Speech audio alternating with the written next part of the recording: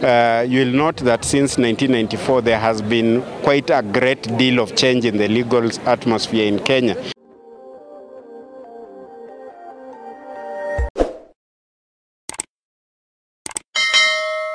My name is Kennedy. I'm representing the County Commissioner Nakuru in today's public participation forum. Basically, we were doing a stakeholder engagement and public participation on their upcoming strategic plan, which is set to start next year up to until 2028. He will give us the details because he's here, and also the 24th annual supplement of the Kenya Law Reports. Thank you so much. My name is Professor Jack Mwimali. I'm the CEO for the National Council for Law Reporting. That's a public organization established under the National Council for Law Reporting Act of 1994. Our mandate is to publish law reports and other legal publications. The Attorney General has delegated a mandate of doing law revision. Essentially what it means, when laws are changed and altered by Parliament, they need to be incorporated in the body and substance of law and reported. So we do the reporting on behalf of the Attorney General by doing minimal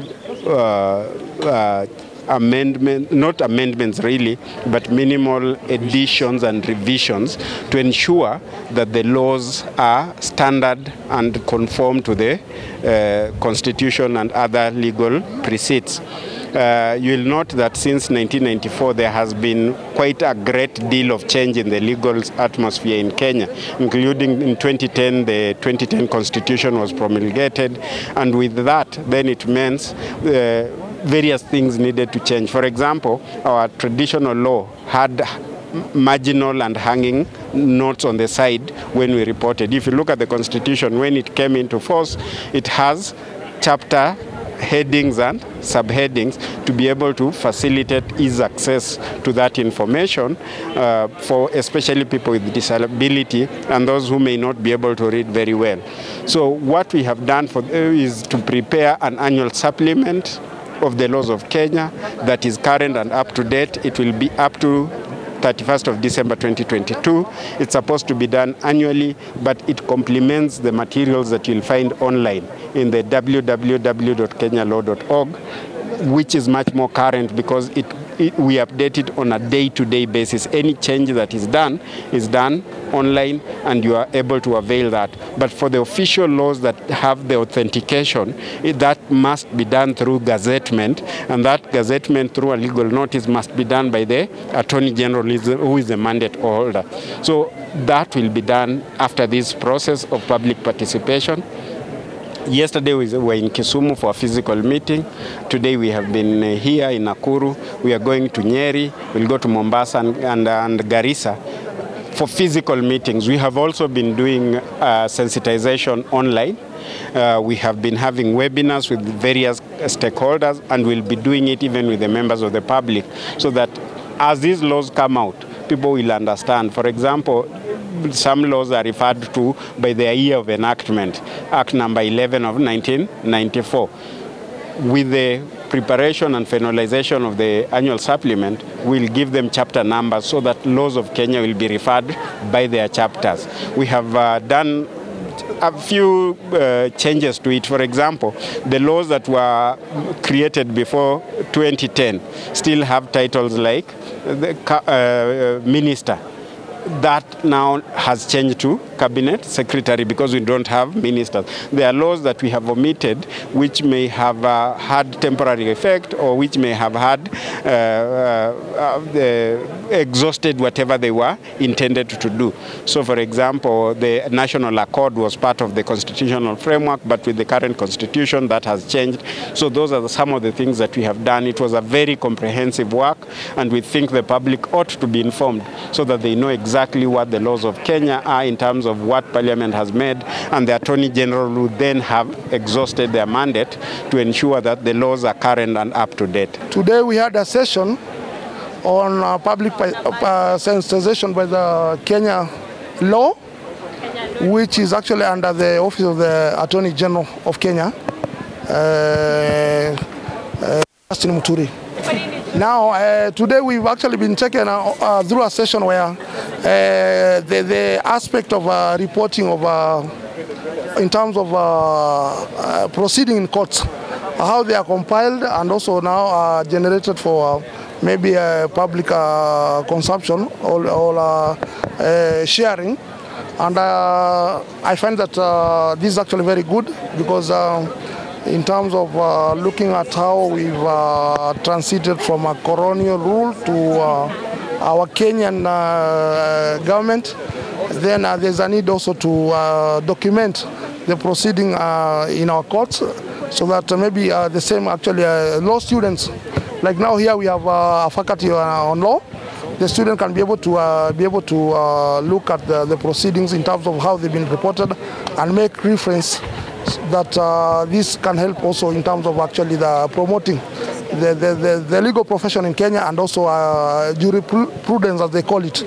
So I may say I may have a particular concern in terms of actually funding for this institution, which is Kenya Law. I consider that it's like all institutions under the justice and law sector in Kenya, including the judiciary and Judicial Service Commission, are actually not getting adequate money to be able to run their programs and activity. So from Nakuru, the message we want to send now to the National Treasury, we see this resource gap need to be addressed, that we can be able to have that maybe the judiciary are getting adequate funding to run its program. The Judicial Service Commission that undertakes in terms of recruitment of judges can also be able to be optimally funded to be able to work as per the mandate set under the Kenya 2010 Constitution. And this is, we as members of the public, we are going to support in terms of doing our advocacy to ensure that maybe the Kenya legal profession is actually mainstreamed in terms of funding. But also, I may say that also we are advocating for the aspect of volunteerism. We want to ask our lawyers to be able to volunteer where they can. And also magistrates and judges can also be able to make court determination in real time, so that our Kenyan people can be able to actually get justice in good time. Thank you very much. My name is Pastor Belly Otieno, and I'm a member of the public and a consumer of Kenya law. I've been a law student, but due to financial reasons, I was unable to complete my course. But Kenya law, I've been able to access their services through the Kenyan National Labour Services, especially the online courses, online reporting. But as one of you had said and asked, it's our prayer as the members of the public that they simplify their information and they also have hard copies that are reliable. And because sometimes when you access them on the internet, there are sometimes failures. Net services are low, so you have to move a long distance to be able to access those services. It's my plea that they will make it easier, simple for us to be able to get it. Otherwise, we are very grateful for them to come to Nakuru, and it's very informative. It has been a very informative section. And we are very grateful to the Kenya Law for the wonderful session that has taken place here at our institution.